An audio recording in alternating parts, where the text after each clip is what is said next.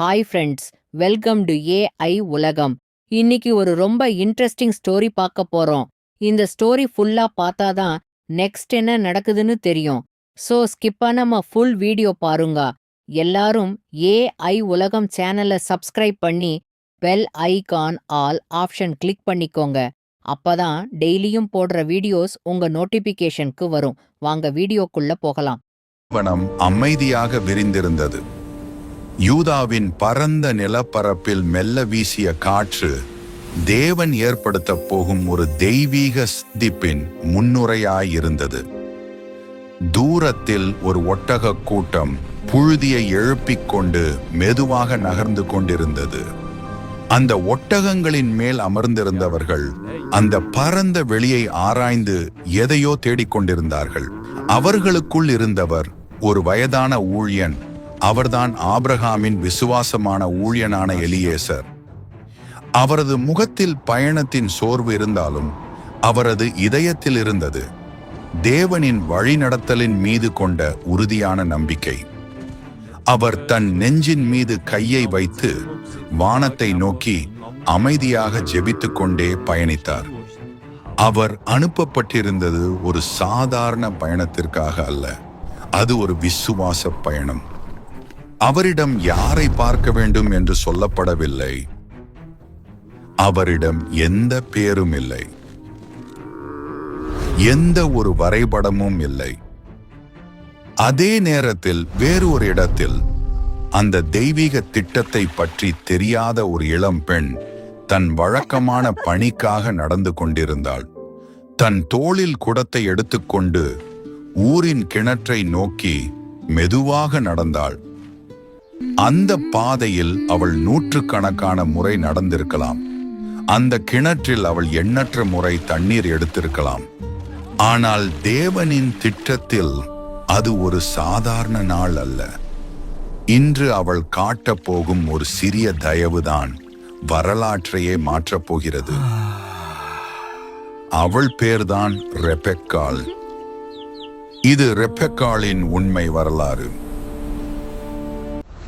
Abraham வயது மிகுந்து முதிர்ந்த போது கர்த்தர் அவனுக்கு செய்திருந்த வாக்குத்தத்தம் இன்னும் உயிரோடு நிலைத்திருந்தது. உன் சந்ததி வானத்து நட்சத்திரங்களைப் போலவும் கடற்கரையில் உள்ள மணலைப் போலவும் பெருகும் என்று கர்த்தர் சொல்லியிருந்த அந்த வார்த்தை இப்பொழுது அடுத்த தலைமுறையின் வாழ்க்கையில் நிறைவேற வேண்டிய காலம் வந்திருந்தது. அவனுடைய குமாரனாகிய ஈசாக்கு இளமையின் முழுமையில் வளர்ந்து திருமணத்திற்கு ஆயத்தமாக இருந்தான். ஆனால் ஆபிரகாமின் இதயத்தில் ஒரு உறுதியான தீர்மானம் இருந்தது. தேவன் வாக்குத்தத்தம் செய்திருந்த அந்த பரிசுத்த சந்ததி கானானியர்களின் வழியில் கலக்கக்கூடாது என்று அவன் எண்ணினான். எனவே கானான் தேசத்தில் வாழ்ந்த கானானிய பெண்களில் ஒருத்தியையும் தனது குமாரனுக்கு மணமாக எடுத்துக்கொள்ள அவன் விரும்பவில்லை. அதற்கு பதிலாக தன் சொந்த தேசத்தாரிடமும் தன் இனத்தாரிடமும் சென்று ஒரு பெண்ணை தேர்ந்தெடுக்க வேண்டும் என்று அவன் மனதில் உறுதி செய்திருந்தான். அதற்காக ஆபிரகாம் தன் வீட்டில் இருந்த ஒரு விசுவாசமான மனிதனை அழைத்தான். அவன் பெயர் எலியேசர். ஆபிரகாமின் வீட்டில் இருந்த மூத்த ஊழியன் அவனுடைய எல்லா ஆஸ்திகளுக்கும் அதிகாரியானவன். ஆண்டுகள் முழுவதும் எஜமானனுக்கு பணிவாக சேவை செய்தவன். ஆபிரகாமின் குடும்பத்தை தன் குடும்பமாக கருதியவன். ஆபிரகாம் அவனை முன் நிறுத்தி ஒரு மிக முக்கியமான பணியை அவனிடம் ஒப்படைத்தான். நீ கானான் தேசத்தில் உள்ள பெண்களில் இருந்து என் குமாரனுக்கு ஒரு பெண்ணை எடுத்துக்கொள்ளக்கூடாது.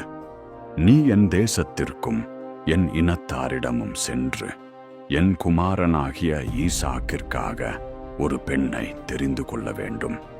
இந்த வார்த்தைகள் ஒரு சாதாரண உத்தரவு அல்ல. அது தேவனுடைய வாக்குத்தத்தம் தொடரும் பாதையை தீர்மானிக்கும் ஒரு புனித பொறுப்பு. அப்பொழுது அந்த ஊழியன் பழைய காலத்தில் இருந்த ஒரு மரியாதையான ஆணையின் முறையின்படி தன் எஜமானனாகிய ஆபிரகாமின் தொடையின் கீழ் தன் கையை வைத்து, இந்த காரியத்தை உண்மையாய் நான் நிறைவேற்றுவேன் ஐயா என்று ஆணையிட்டான். ஆபிரகாமின் தேவன் மீது கொண்ட நம்பிக்கையையும் வழிநடத்துதலையும் மனதில் வைத்துக்கொண்டு தன் எஜமானனாகிய ஆபிரகாமின் ஆஸ்திகளில் இருந்து 10 ஒட்டகங்களை எடுத்துக்கொண்டு பலவிதமான விலையுயர்ந்த பரிசுகளையும் சேர்த்து கொண்டான். அவையெல்லாம் தேவன் ஏற்பாடு செய்ய போகும் மணவாட்டிக்காக ஆயத்தப்படுத்தப்பட்ட வெகுமதிகள்.